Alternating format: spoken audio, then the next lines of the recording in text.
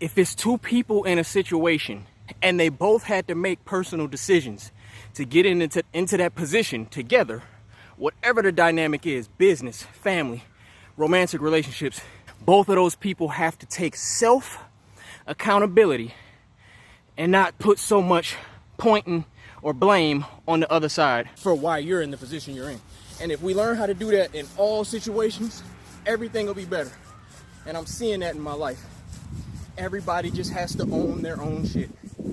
Sure, there are moments when maybe one person is wrong and they have to own up, because both people are not always wrong, but both people contribute based on the decisions that they made. You can never put full blame on another person for how your life looks when nobody forced you to do what you're doing. Usually we turn ourselves into victims when we're just free spirits making decisions that lead us to be in certain positions.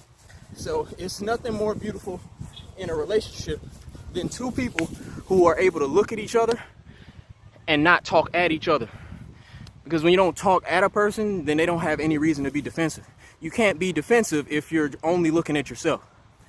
Sure, you might point out something that another person is doing and something that you might want them to do better.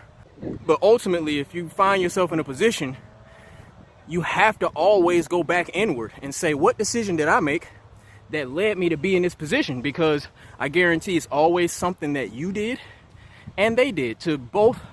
Now both of you are in a position that you're in with each other. Don't ever fault somebody else for the decisions that you made in your life. It all goes back to decisions. Everybody has decisions to make, and every decision leads you in a certain direction. So you might be affected by a person in your life and they might be doing wrong by you. But if you allow that person in your space, then everything they do to you ultimately can come back to your own decision to have them in your life. And that's where the humility comes, and the understanding that you're in control, even when it feels like you're not in control, or that you're a victim, or that you're dealing with something that you don't feel like you deserve.